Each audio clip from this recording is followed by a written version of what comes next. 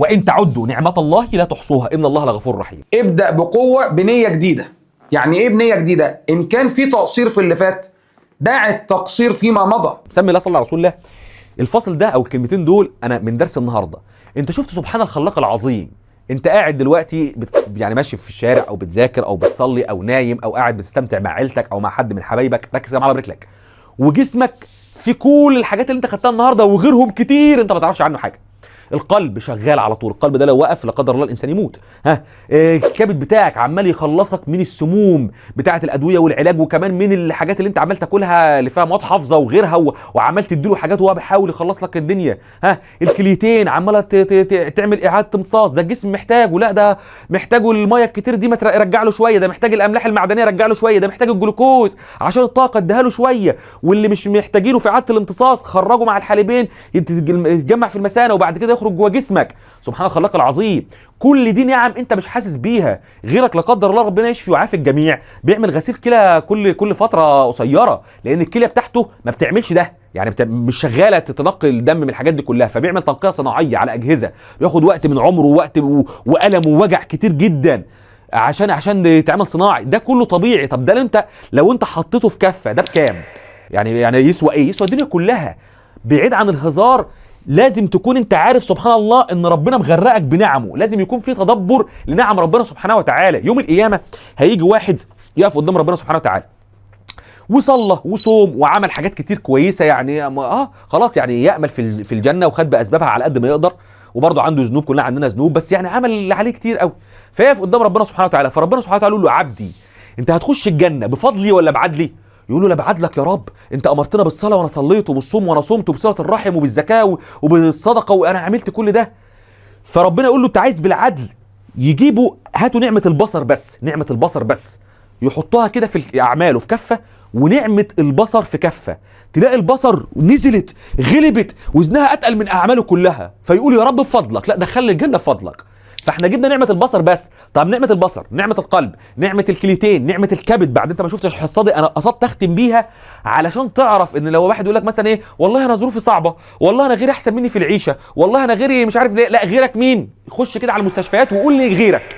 ربنا يعافي الجميع. يعني كل نعمه في جسمك انت مش حاسس بيها وتعودت عليها، ولا تألفوا النعم اتكلمت عنها قبل كده.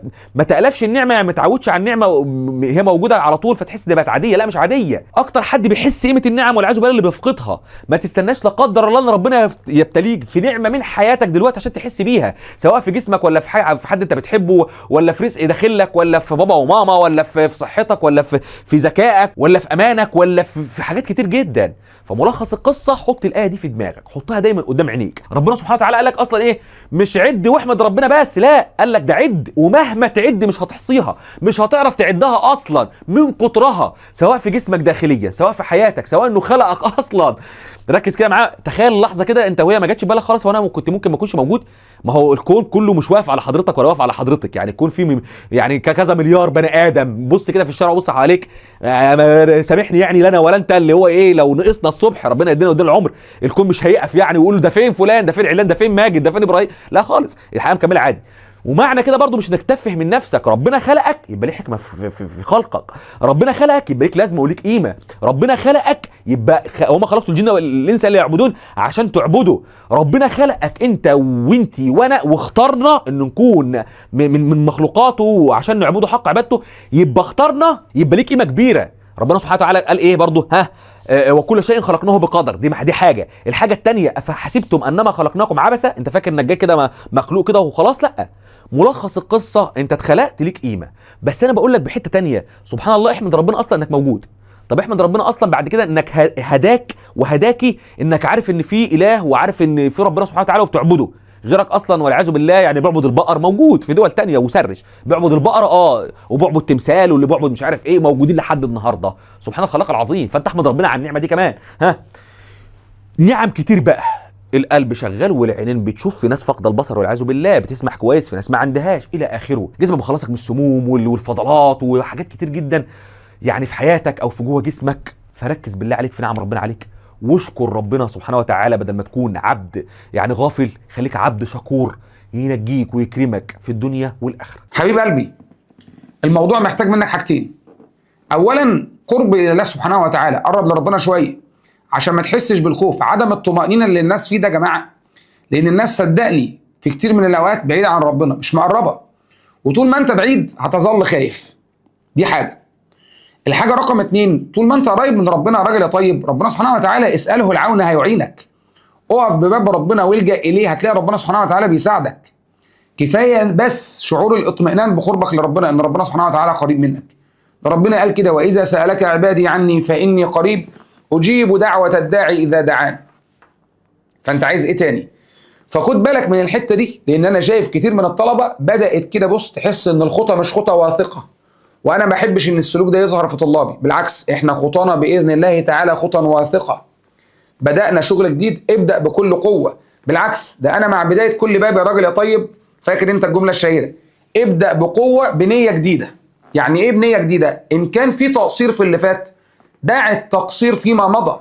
القاعده دايما بقولها كده والله، ودي قاعده الواحد ماشي بيها نهج في حياته: كن محسنا فيما بقى. احسن دايما في اللي فاضل، فلربما تجزى عن الاحسان بالاحسان.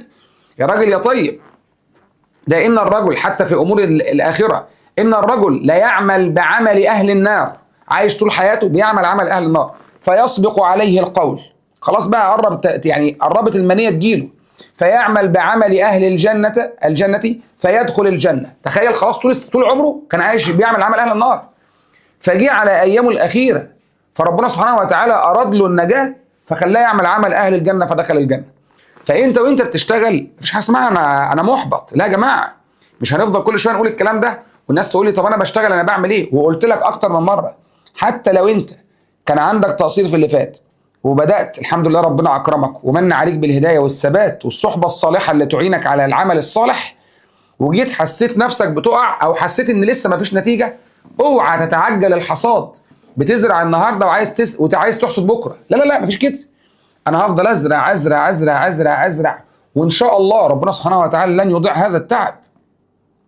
قال رسول الله صلى الله عليه وسلم، قلنا اكتر من مره: اذا قامت الساعه وفي يد احدكم فسيله فان استطاع ماله بقى ان يقوم الا يقوم حتى يغرسها فليغرسها. اغرسها، عمل صالح اعمله، تعب وعباده ومذاكره اعمله، اجتهد واعمله، ما تقولش ملوش نتيجه. بالعكس، المحبطين والمثبطين والشيطان هم اللي بيقولوا لك ان هي ملوش نتيجه. قسما بالله ليه نتيجه. الم ترى كيف ضرب الله مثلا كلمه يا راجل مش عمل، كلمه طيبه كشجره طيبه اصلها ثابت وفرعها في السماء، مالها؟ تؤتي اكلها كل حين باذن ربها، كل وقت. دي كلمه، فبالك بعملك الصالح اللي ربنا سبحانه وتعالى هيأجرك عليه في الدنيا والاخره. ما تقوليش انا مكسل ابدا، ولا متاخر في ان انا ابدا، ولا مش واخد بالي. مش واخد بالك دي معناها ان في تقصير في شغلك.